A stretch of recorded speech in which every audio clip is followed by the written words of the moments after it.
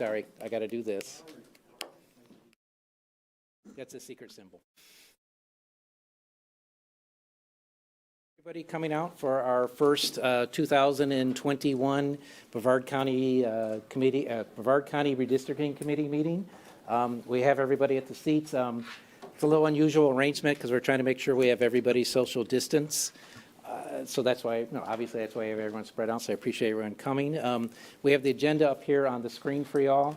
We're going to do a little bit of introductions. We're going to have a review of the sunshine laws, and then we're going to have a little bit of presentation of the redistricting process, then ask you to elect a chair and a vice chair, and then if you have any business to transact, and then right after that it'll be public comments, and then we can go home. So if we're all, did I hear a yay for that one? Good.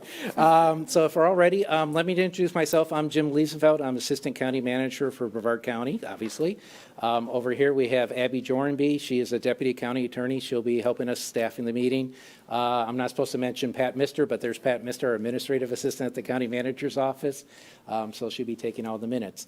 So that's the staff. And I know he's hiding. Tad Calkins over there is our Planning and Development Director, so he's going to have a lot of background information for us.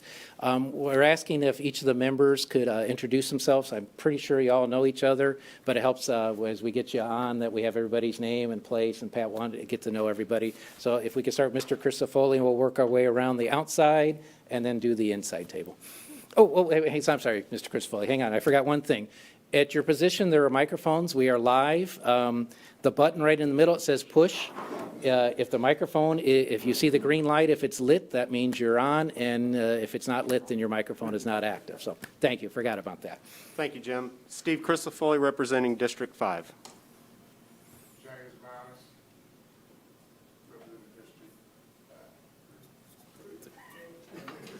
Pat Woodard, representing District 4. Susan Hodgers, representing District 2. Kendall Moore, representing District 1. John Weiler, representing District 2. Robert Jordan, representing District 1. Robin Fisher, representing District 1. Josiah Gattle, representing District 2. Todd Pokriva, representing District 4. Jason Steele, representing District 5. And Sue Schmidt, representing District 4. Alberta Wilson, representing District 3. Yvonne Minus, representing District 3. Thank you very much. Once again, just a reminder of the room functions. So if the green light is on, you're live all the time. You can turn it on and off with the push button.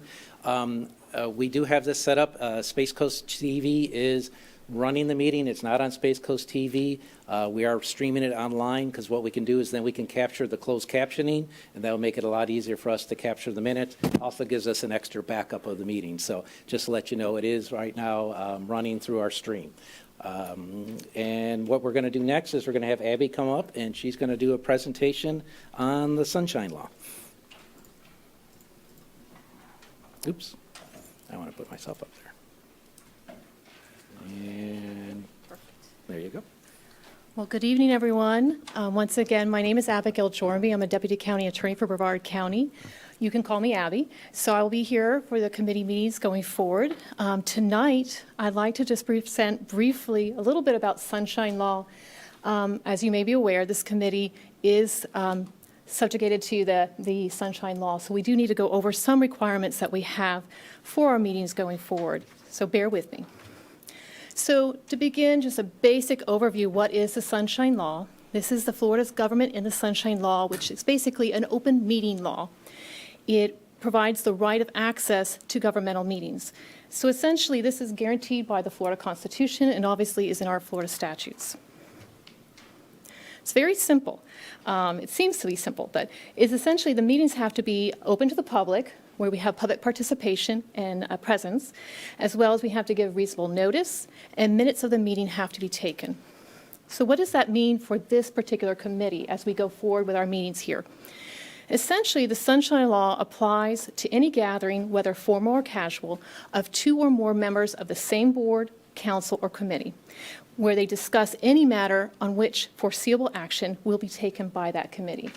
So essentially, anytime two members of this committee get together and actually discuss some kind of business that may come before you for a vote, that would be a sunshine meeting, which has to be a public meeting, open to the public, where the public participates and where we have actual minutes taken of the meeting. It does not matter the actual location of the meeting. It could be an informal meeting outside of this actual boardroom, or it could be, for example, on a golf course. So just keep in mind that anytime you're actually meeting with another committee member, you have to be concerned about whether you're actually discussing something that might come before you in the future. So keep in mind, once again, going over this, is that two or more members may not take action or engage in private discussions between themselves outside of a public meeting. Everything needs to be here in this room, discussed openly, so public can be informed and involved in the decisions. Keep in mind that you have to be concerned whether you can also communicate either by written correspondence, emails, text messages, or electronic means, such as Facebook or social media. So these are other options that potentially members may be tempted to communicate between themselves outside of a public meeting. So we have to just be cognizant of the fact that when you're talking about committee business, it has to be in a publicly noticed meeting. Reasonable notice is required, so we do have posting of our agenda, time and place of the meeting so the public can participate and come to the meeting. If for some reason no agenda is available, at that point in time, there's a general subject matter that's usually discussed. The committee can discuss items outside of an agenda. However, formal action is discouraged. Should be postponed until we actually notice that particular discussion on an agenda.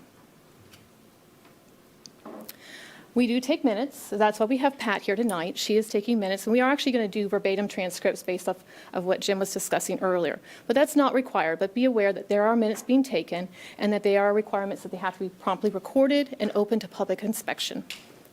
There's actually no specific time frame, but we do not like to delay the actual recording of those minutes because, once again, it goes back to the fact that the public has a right to know what's going on at this meeting, and that is one means that the public can find out what's going on. But be aware that we are taking minutes, it will be verbatim, and it will be provided to the public, available to the public. So we get a lot of questions when we talk about having this communication if two committee members want to meet up and just get coffee or they run into each other at Publix. Can we actually say hi? Can we actually communicate?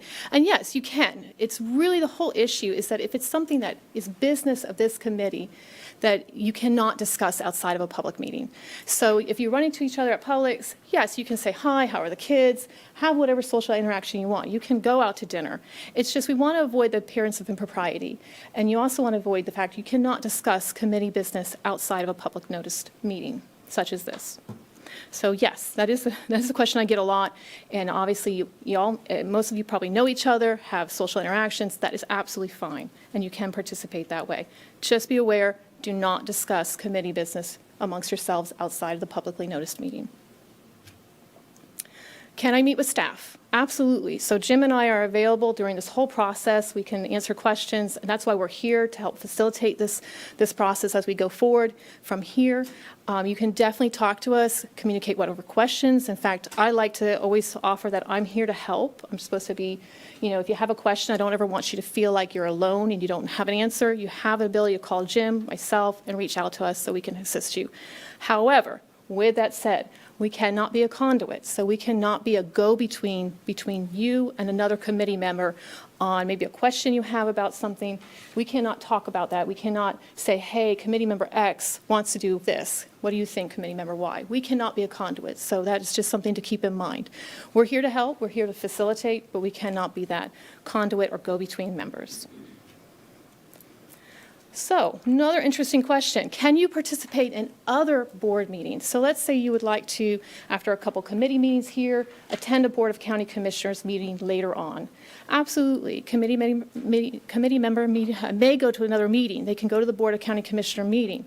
However, be aware of the fact that your attendance could result in another public hearing that you have not noticed. So essentially, if you go and provide comment to the Board of County Commissioners on perhaps whatever is going on at the committee meeting, and another committee member is in the audience, at that point in time, you cannot start having kind of a go-between or a back and forth with that committee member, because that technically would become its own public meeting for the committee. So essentially, you can go to a Board of County Commissioners meeting, say what you like in a public comment period or what, but avoid having that go-between. If you have maybe a disagreement with another committee member, don't get up and start having a disagreement or discussion about board business, because that could run afoul of the sunshine. So that is an interesting question. I do get that a lot. I field that question sometimes. Wanted to touch briefly on public records. So looking at Chapter 119, you're probably familiar with this. It's a very broad definition of public records. All papers, letters, maps, books, tapes, photos, films, sound recordings, and it includes electronic media, are public records if they're made in connection with a transaction of official business. So all correspondence and email made or received by a board member or committee member would be, if it's in connection with the business of the committee, a public record. Keep in mind there's no unfinished business exemption or a draft exemption. So if you have a draft document, that is a public record, and we are obligated to turn that over if there is a public records request. So just keep that in mind as we go forward. Why do we have this requirement? Once again, it comes back to Chapter 119, Florida Statutes, which requires that the public has a right to access records pertaining to public business.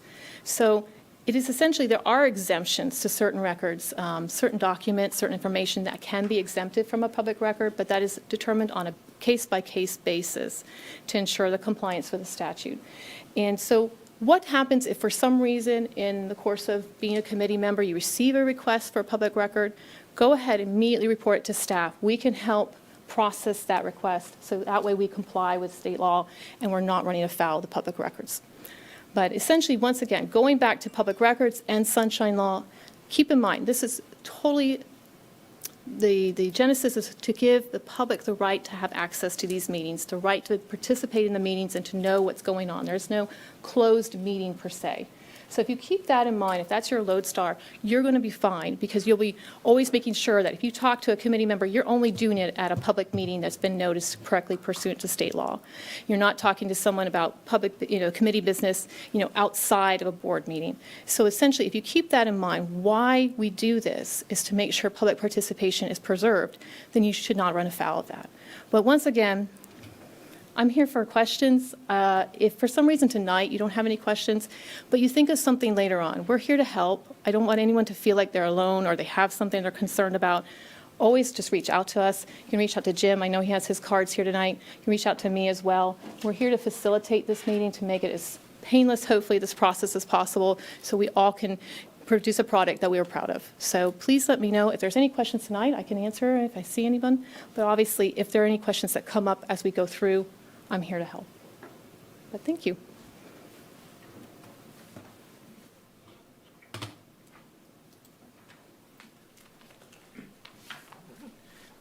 Thank you, Abby.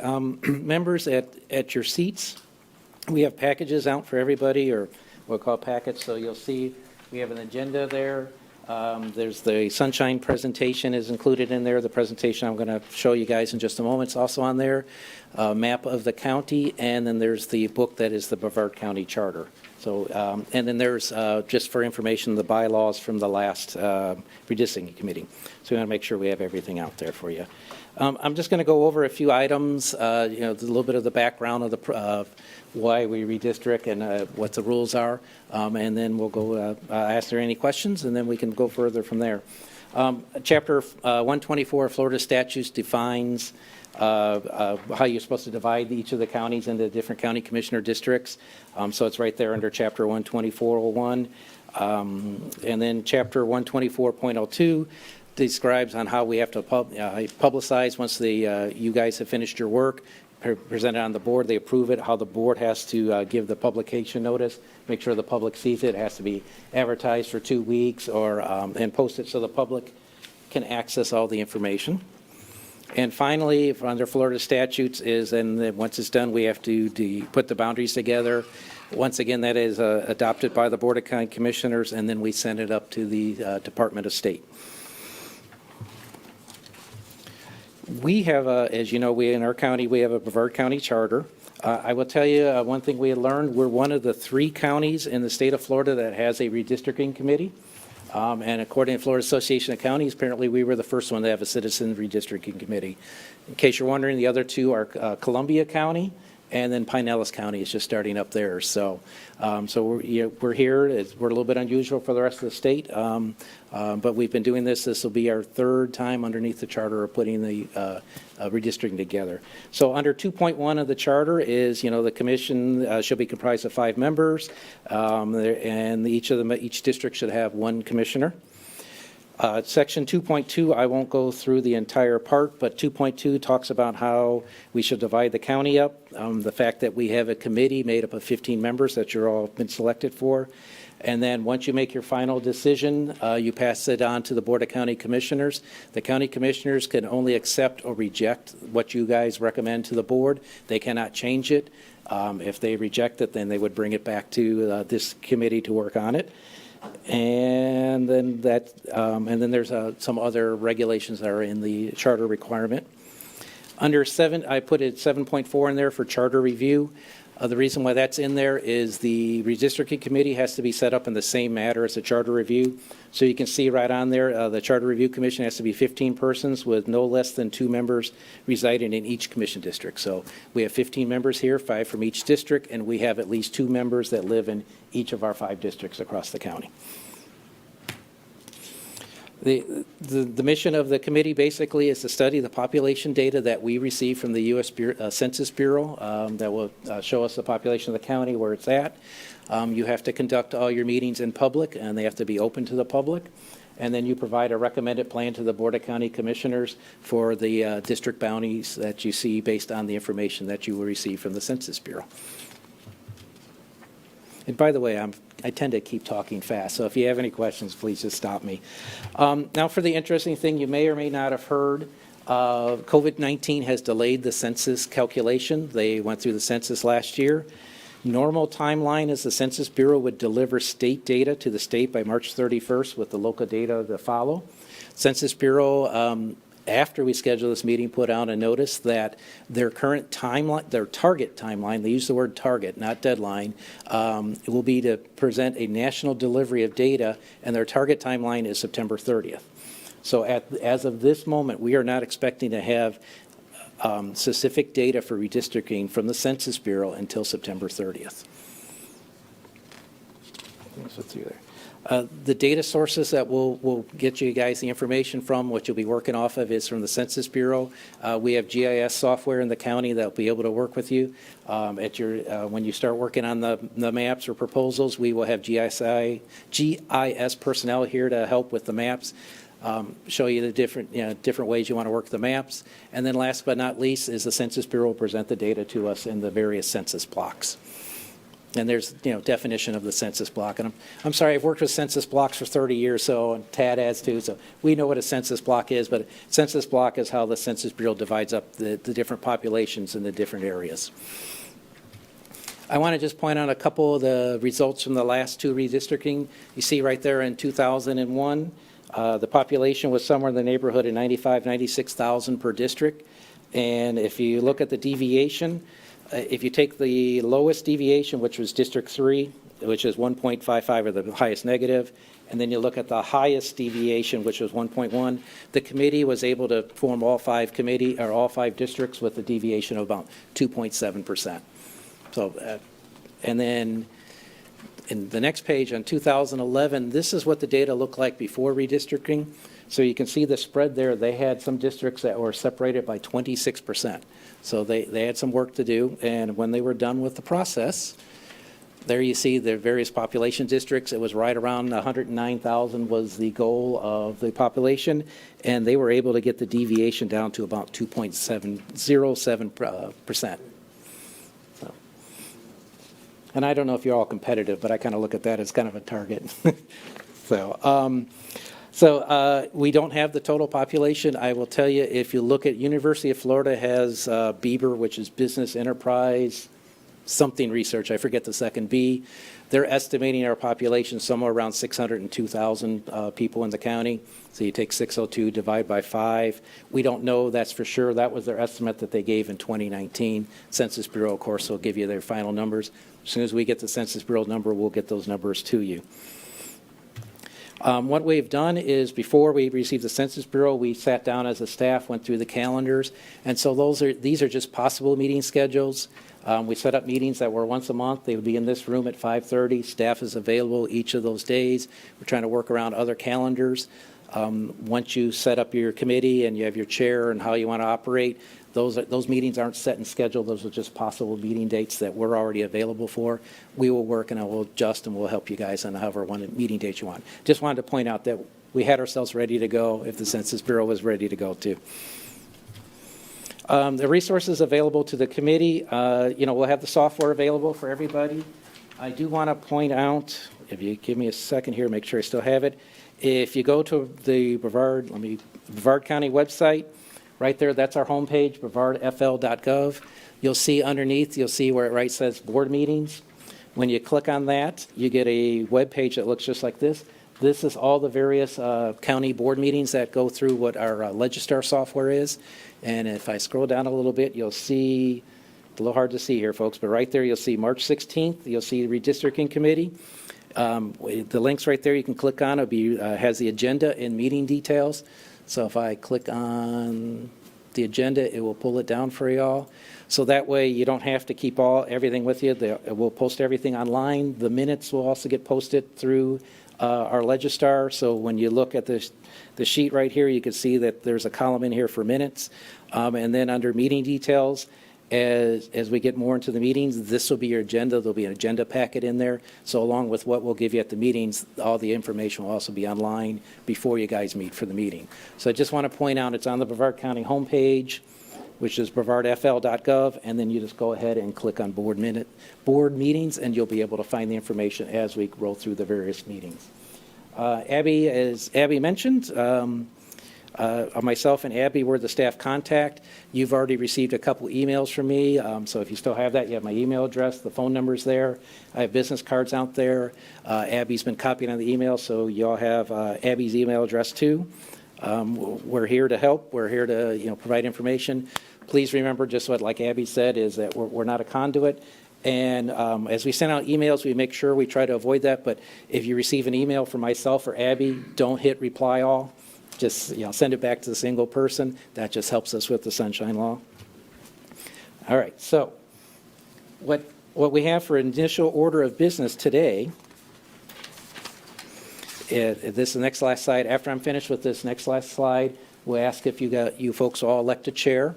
And conveniently, the chair seat is empty. So once we have the chair selected, if we could have the chair sit up front, then you need to elect a vice chair. And then you consider any operating or goals or any information or questions you have of us that we can bring back. And then after you select the chair, there's some timelines. Normally, this process is done around October 1st. I'm repeating again. The Census Bureau is not going to have data to us until September 30th. And I repeat, I always look at this. They said target, not deadline, so we're assuming it'll be right around September 30th. So that will be difficult to meet that goal by October 1st. Just wanted to let you know. So some things that can consider in your package, there's bylaws, dates of the meetings. You let us know. We can schedule the dates of the meetings. And I have to tell you, last but not least, if you guys really want it, we can also broadcast the meetings on Space Coast TV. Right now, it's not on Space Coast TV. It's just a simple switch of a button. We're just using it for the minutes, so we just want to make you guys available. So that's my quick and brief presentation. If you all have any questions, I can answer them. I got to apologize as I'm turning around. The social distancing is making it hard to see anybody. Any questions? Yes, sir. Since the feds will not have the final census Yep. stuff to us till very late, is there, other than you mentioned another estimate done in 2019, is there any other source that the committee could have that's from other than the feds that would give us a pretty good idea of what the population is so that we can get started? Otherwise, It's like we're going to be in a circle for 6 months. What I can do is we'll research that a little bit and get the answer to everybody, so you can see, there's the, Tad, American Community Survey? I think so. Is that the proper title? Yeah, I think it is. Yeah. I don't know if the Beaver numbers get into Yeah. the census block. Yeah, So I don't know how accurate it would be by Yeah. the detail that we would need to do the exercise. In my previous life, I was a planner, and I've never seen the Bieber numbers down to census. In the American Community Survey, I mean, the numbers could be as old as 2014. That's the last time I remember seeing it, so I'm not sure how detailed they'll get you, but we'll have to take a look. If you're all interested, we'll research if we can. You'd have to adjust it to the final Oh, thing. But yes. It might give us an area to work. Yeah. It ought to be pretty close if we get some decent data. Yeah. Right? We will research that and get you back to you, so thank you. Anyone else? Okay, all right. So this is the, oh, yes, sir, sorry. What is the deadline for this committee to conclude our business? And what is the plan if it is, say, October, November, that we do get the data for the processing? If you read the charter says that we have to complete our business in the first odd number year after this decennial census. So if you read the charter, our deadline is December 31st. We have two different board meetings. We have a board meeting where they adopt what I'm going to call the descriptions. Should I be doing that? And then there's also the board meeting where they accept or reject your recommendations. So you're really looking at getting something to the Board of County Commissioners no later than about the first week of November, which means that the solid data shows up the end of September, you're looking at a 5-week time crunch to try to hash this out. Did I describe it pretty well? Yes, I would agree. So essentially what the committee would do is adopt, what they would recommend to the Board of County Commissioners. The county commissioners then, give a thumbs up or thumbs down. If they approve it, it's basically just a description. We actually have to send it to a surveyor to do the legal boundaries, which takes some time. So there's two meetings. There's the first meeting where they approve, the Board of County Commissioners ideally would approve that, the plan, overall idea of what the districts are.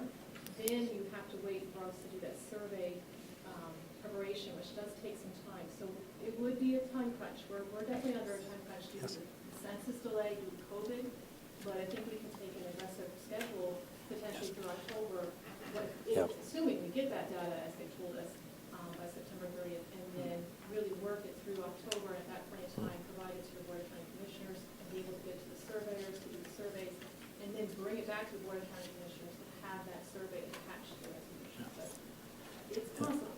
It's just going to depend a lot on the census data and when they actually get it to us.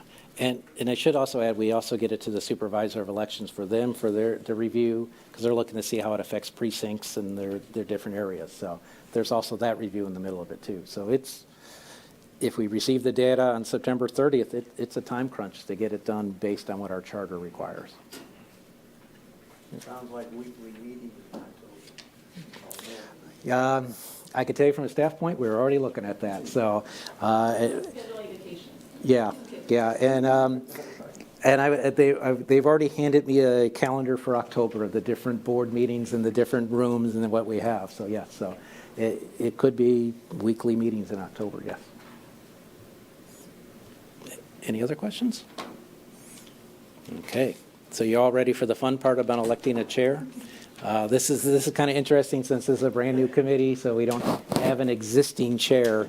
So you want to keep going? I'll keep. Yeah, I mean, So- basically, we'd open the floor to the nominations, so anyone wants to nominate anyone? Oh, we have a question, okay. Could we continue to move forward with the assumption that the 602 or whatever number is close to being right, and so that gives you about 10,000 more population per district, and set boundaries that way, and then if we have to adjust it in October, we'll come back and make that adjustment when the census come out? You can. We'll see what kind of data we can get you that's in between 2010 and 2020 to see what you can to try to work off of that, yes. Okay. I mean, that's up to the committee. If that's what they want, then we're prepared to help you that way. Where was the 602 number from that you gave That's earlier? from, I looked it up, it was Beaver, the University of Florida. They project population all throughout all throughout Florida, and that was their 2019 middle projection for the Brevard County. And the middle is usually over the years I've seen, at least with my business, the middle's been pretty decent. So We can for a just number. ask Todd, he'll tell us what Bear's got. Yeah. I got to follow that. So, so if anybody would like to make a nomination for a chair? I'd like to nominate Steve Christopher. I'll second it. The race, and we should ask Mr. Christopher if he's willing to. Yeah. I would happily take the honor to do that. Okay. Okay.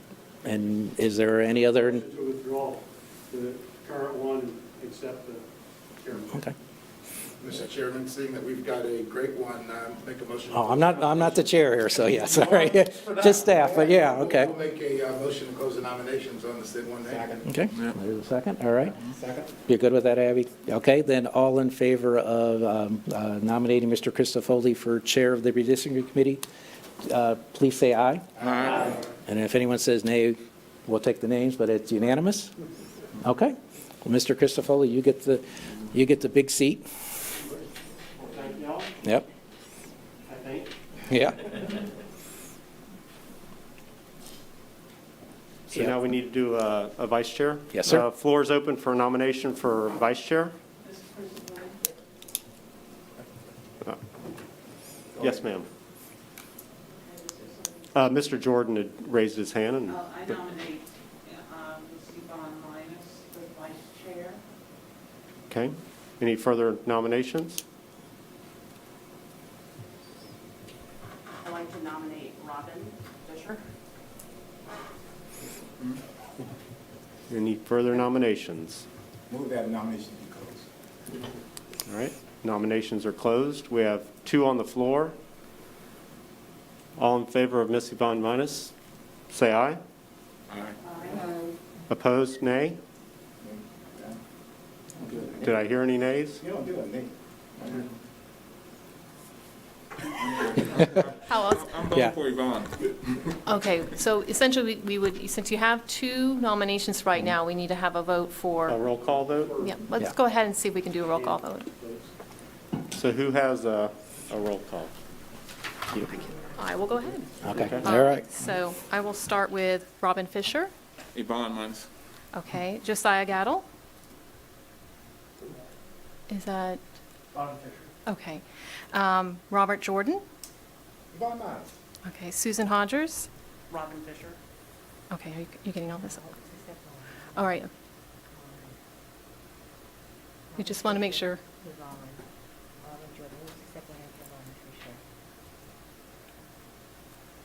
Josiah Gattle? I think I'm sorry, we're just keeping this for the minutes, so we might have to go back over. I was going too fast for Pat here, sorry. Josiah Gattle, your vote was for? Robin Fisher. Okay.